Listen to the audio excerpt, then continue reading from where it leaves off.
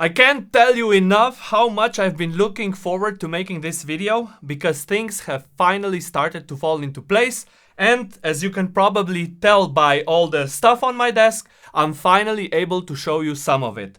Plus, a couple of really exciting things happened recently which made September one of the most interesting months ever since this whole journey started. Honestly, there's so much to talk about, I don't even know where to start.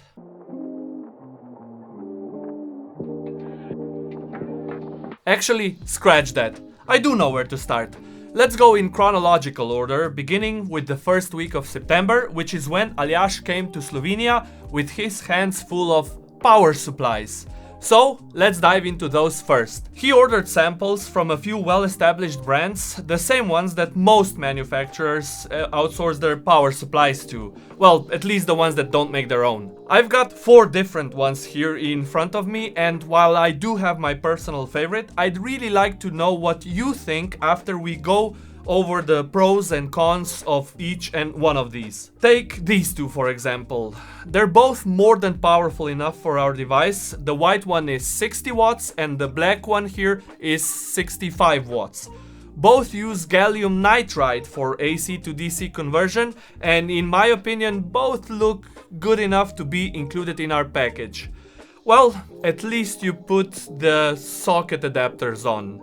Check out the white one for example. The socket adapter not only makes no sense shape-wise, but even the white color doesn't match between the one and the other. The black one on the other hand doesn't have that issue, but it has the same problem when you attach different adapters. It just looks like very little thought went into how the final assembly would look. Actually, scratch that. There was zero thought given to how these two would fit together, aesthetically speaking. The one upside is that we could just include all the socket adapters with each device and not worry about logistics, but that would create unnecessary waste, which goes against our philosophy for, well, consumerism in general.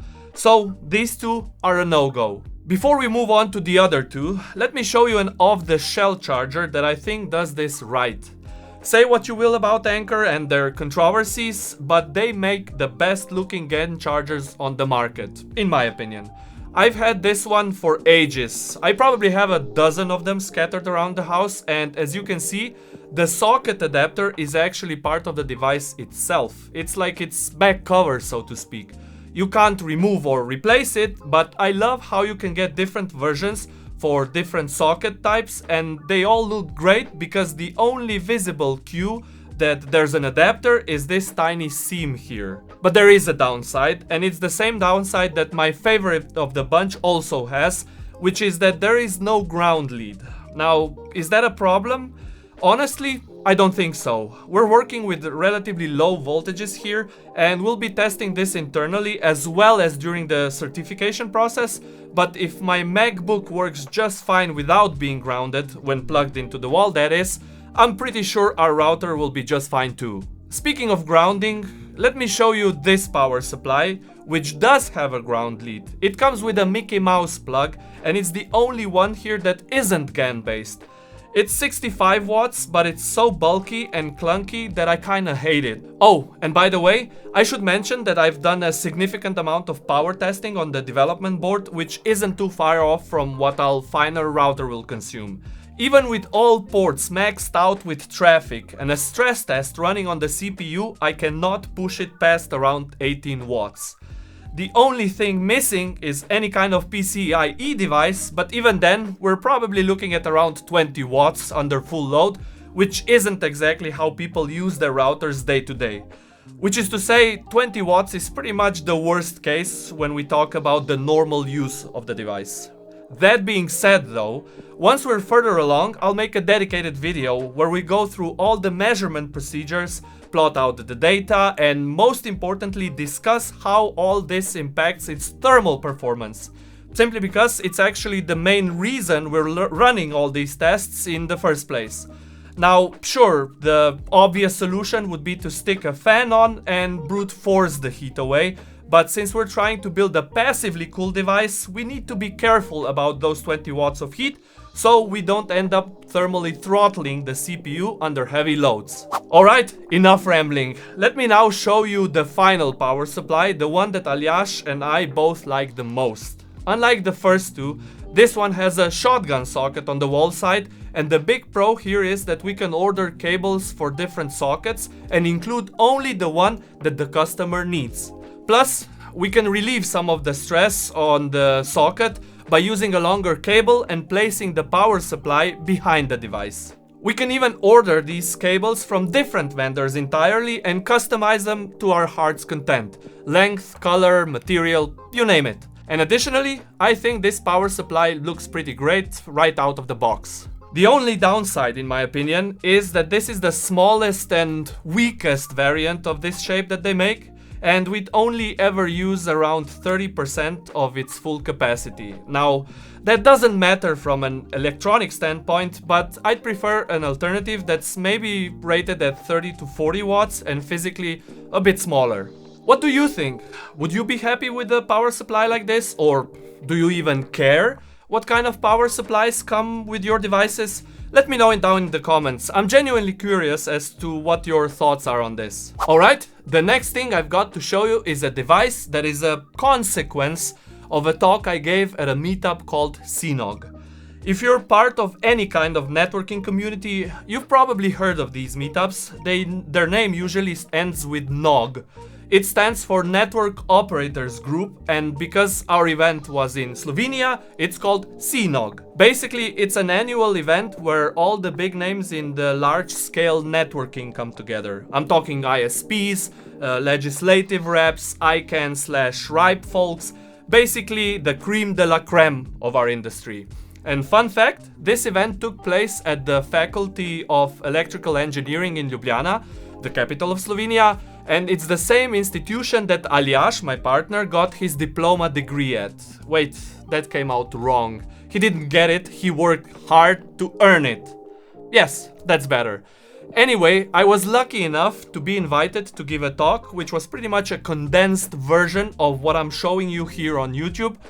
Basically the story of my frustrations with modern customer premises equipment and what we're doing about it. I'll leave a link if you want to watch me talk to a live audience instead of just these highly edited YouTube videos. I had a ton to say, so I kinda ran out of time, but the talk was still successful enough to catch the interest of a few important people. I can't mention everyone just yet because some things are still in the works, but one person I can mention is Thomas Weibel. He and his colleague gave a talk about the challenges with optical transceivers that can hit bandwidths of 400 gigabits. That's 50 gigabytes every single second. And there I was, feeling good about myself for building a 10 gigabit router. Thomas is the founder of a company called Flex Optics, and after we connected at the dinner that followed the event, he offered to send me a kit which turned out to be insanely useful. See, their core device, for the lack of a better word, is this SFP programmer, and when you pair it with any of their optical transceivers, you can program them with firmware to behave just like any other brand or model on the market. That means that I only ever need one of these SFP Plus modules that I have here, and I can test our device's compatibility with almost every SFP Plus module that you can find out there. Now, if that's not an insane value, I don't know what is. One more thing worth mentioning here is how easy the program is to use. Not only does it come with a battery, so it's completely portable, but they also developed an app for it. You just connect the programmer to your phone via Bluetooth, pick the vendor whose firmware you want the SFP module to emulate, and hit start. 20 seconds later, you're good to go. What really blew me away is that Thomas asked me to send him a list of things I needed, and less than an hour later I sent it, I got an email saying that the package had already been shipped. And only 2 days later, I had it on my desk. Now, I don't know about you, but I live in Slovenia, and we don't exactly have access to expedited delivery here, so getting it only 2 days later was mind-blowing to me. Even Amazon doesn't deliver that fast here, no matter how much I pay for its fast delivery. Oh, and Thomas, if you're watching this, thank you for all the candy. That is why I can't lose weight. I'll leave a link to Flex Optics in the description, and if you need any kind of optical transceivers, cables, or their programmer, I can't recommend them enough. I even had a couple of follow-up questions, and their support team replied to all my emails almost instantly. Honestly, it's been a spotless experience. The next major thing that took place in September is the PCB layout work.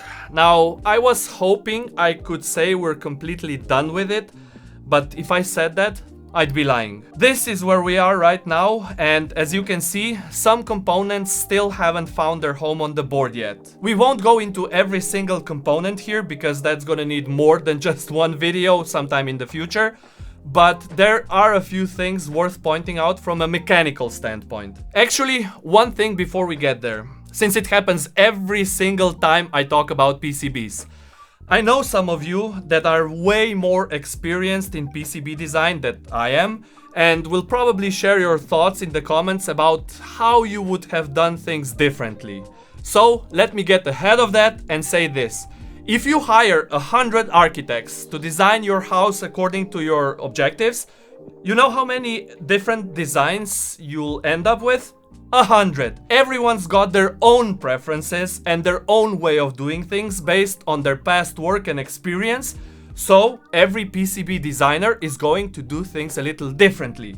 What you see here is just our approach, and it's one of those problems that you need a triangle to visualize it better. Picture the three aspects of the PCB design on each corner. A. Speed, or how fast can we get it done. B. Cost, because we don't have an unlimited budget. And C. Aesthetics, or how things look. Now put a point anywhere in that triangle based on what you want to prioritize. For us, right now, we're smack in the middle between speed and price, because the main goal is to make sure it's done and that it works. That being said, that doesn't mean we won't further polish the board for the production run, because we definitely will. But from a business standpoint, right now, it makes much more sense to focus on the performance rather than its looks. Speaking of which, we decided early on that the PCB would be 12 by 12 centimeters, which means that we simply don't have space to put all the 4 mounting holes on the corners. Instead, we had to move the 2 at the back, or bottom from this perspective, closer to the CPU, which means we also had to move the magnetics back a little bit, creating this gap between them and the RJ45 connectors. Now, this isn't an issue electronically, but I do think it would look cleaner if they were closer together. But there's a reason for this approach. You see, some SFP Plus transceivers, especially the ones with an RJ45 port, can draw up to 3 watts of power at full capacity, which means they generate a lot of heat. And to deal with that heat, we'll need to use thermal rubber pads between the SFP cages and the enclosure. And this is where the placement of these 2 mounting holes comes into play. By positioning them this way, we prevent the PCB from bending when we compress the thermal pads against the case. Because remember, to work at their best, thermal pads usually need to be squashed down to 50% of their thickness, or even more in some cases, and this takes a decent amount of force. And that kind of force can cause the PCB to bend if we're not careful. Next, take a look at these 3 blue connectors on the edges of the PCB. It was actually all of you who gave us the idea for the first one on the left, and I think it's a solid way to future-proof the PCB, in a sense. See, at some point down the road, we're planning to make a rack mount version of the device that will be housed in a sheet metal enclosure. And for that version, we want to move the power delivery port to the back of the device. And this blue connector will let us do exactly that. If we remove the leftmost USB port from the PCB, we can develop a separate, possibly redundant power supply circuit and just connect its output to this blue connector. Which means that yes, in this first version, the connector won't be soldered onto the board, but this approach lets us use the same PCB design for either variant, so the Founders Edition, which will have an aluminum enclosure, or the rack mount version, which, as I said, will have a sheet metal enclosure. This episode is brought to you by PCBWay. I've been working with them on my custom keyboard project and I was super impressed with their speed, quality and price, so I'm more than happy to recommend them to anyone who needs any kind of PCB manufacturing done, whether it's just for a couple of prototypes or if you need a larger production run. Link to their website, of course, down in the description. Back to the video. And since we're talking about connectors, I'll quickly mention the other two blue ones, which are exactly the same type as the first one in terms of the part number, but are meant for fans. Now, if you're coming from the PC world, you might be used to different looking fan connectors, but don't worry, these are actually the second most popular type of connectors for fans. So if you're a fan of Noctua or something similar, you'll still be able to use them, because the pinout will be exactly the same, you'll just need an adapter cable. And while we're on the topic of fans, a couple of videos ago, I hinted at the possibility that we'll go with the 35mm fans, but a lot of you have asked if we could use 40mm ones instead, since, you know, they're more common. The answer is yes, we can, and yes, we will. Now, let's talk about the last connector we also need to mention here, and it's this one. To explain what it does, we actually need to flip the board upside down. See these diodes up here at the edge? These are the status LEDs that are normally located near or within the ports themselves, but as we wanted a more clean look, we opted to put them here, and while it might look odd at first, it's going to make much more sense in a minute. I promise. The two leftmost LEDs here are for the two SFP ports, the next three are for the gigabit RJ45 ports, and the last one is for the UART/console port. And yes, they will be clearly labeled on the final PCB, we just haven't gotten that far yet. Below the LEDs is what we're calling the user serviceable area. We're planning for the device to have a double bottom, so to speak. In fact, we already have some 3D prints of it, but I'm not ready to show those quite yet. All I'll say for now is that there will be magnets. Basically, the idea is that half of the bottom will have its own service hatch, as we call it, and I'll highlight its rough shape on the screen. With it, you'll be able to easily remove or add M.2 modules, replace the battery, or for the more advanced among you, access the Tag Connect JTAG pads, which you can see here just below the left M.2 card. And the best part, you'll be able to do all of this completely toolless. Magnets, baby! So how does the connector I mentioned earlier fit into this? Well, much like with the blue alternative power delivery connector, this one will be optional and only in use when we make the sheet metal version. We'll use it to route the signal that drives the LEDs to the front panel.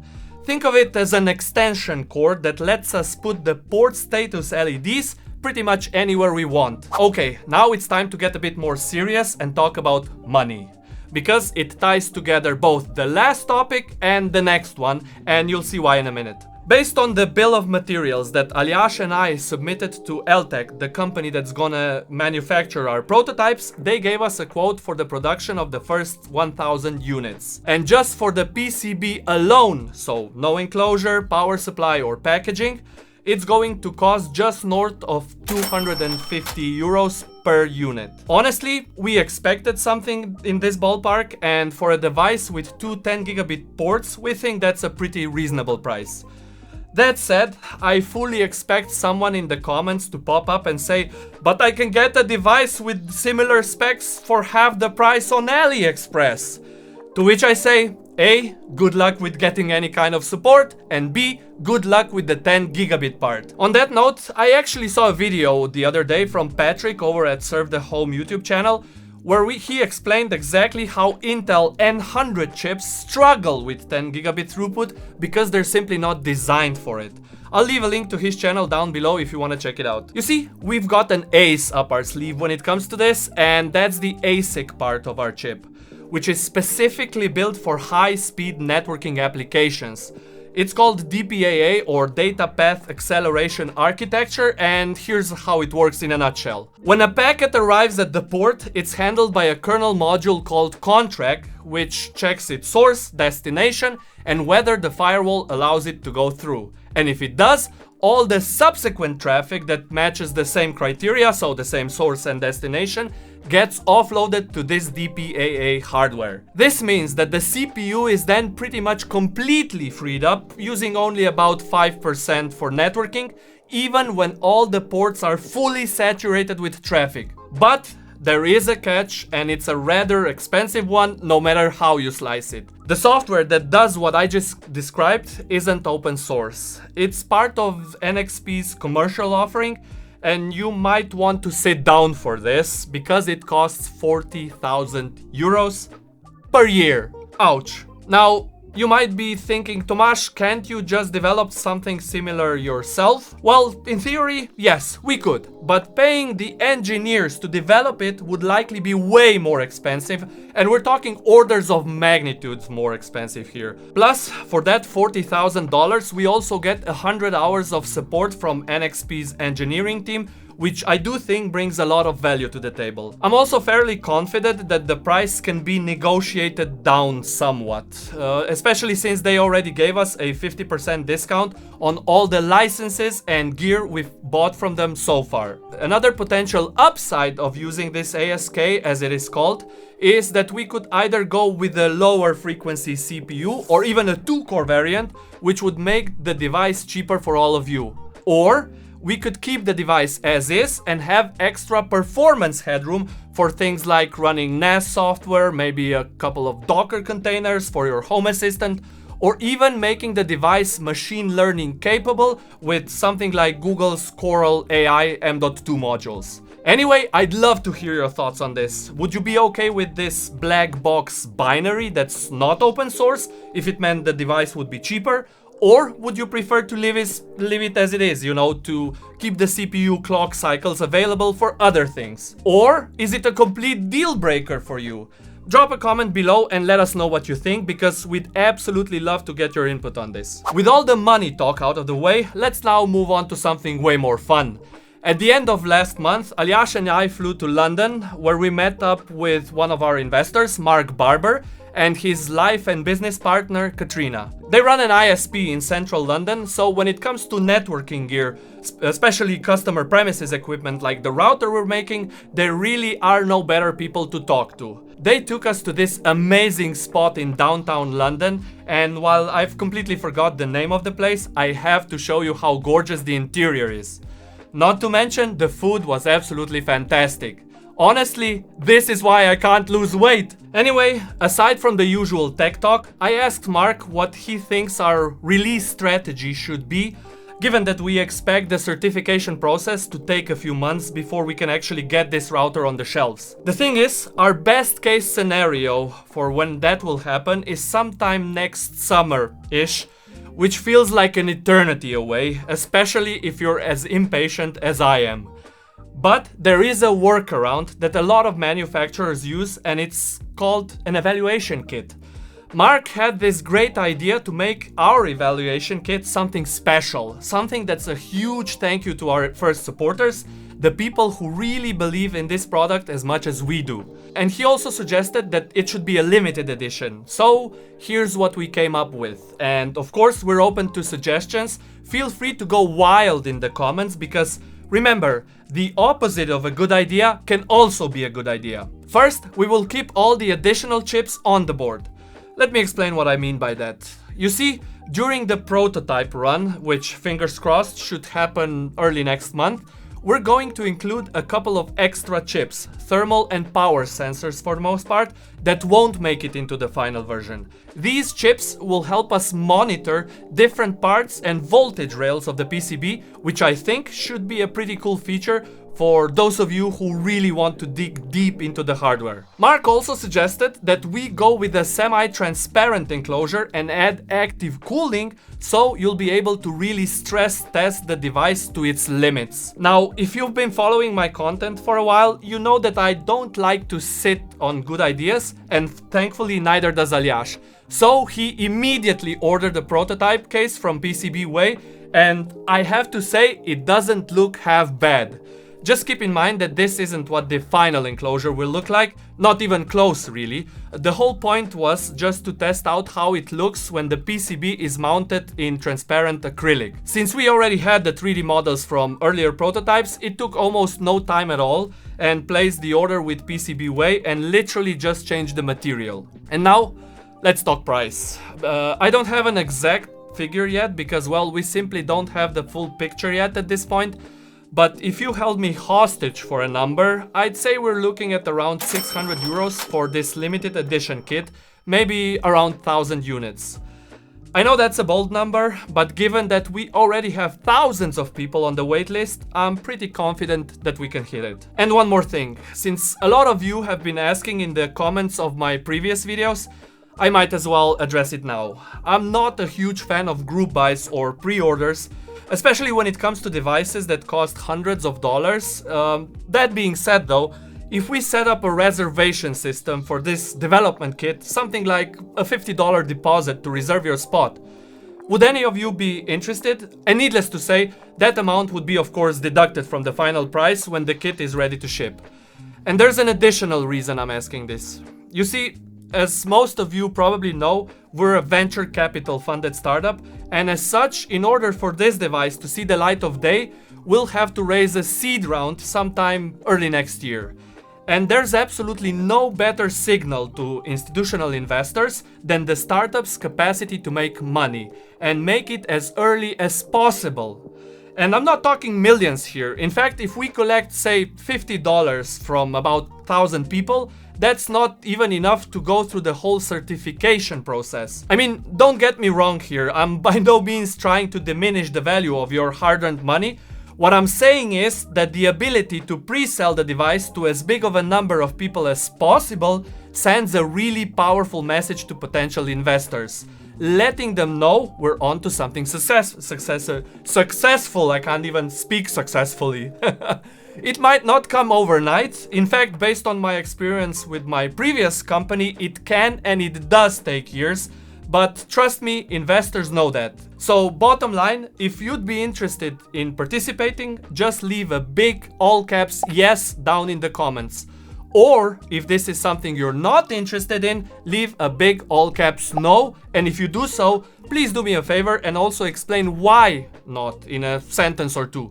Politely. Now, I've been making these videos long enough to anticipate some kind of questions, and I'm sure some of you are wondering about the software part of this evaluation kit, to which I'll say this. With the hardware almost done, we simply don't have the time or resources to do anything major or significant enough on the software side in this short time span. So, as a result, this evaluation kit will most likely ship with OpenWRT, mainly because it's the fastest and most convenient route forward.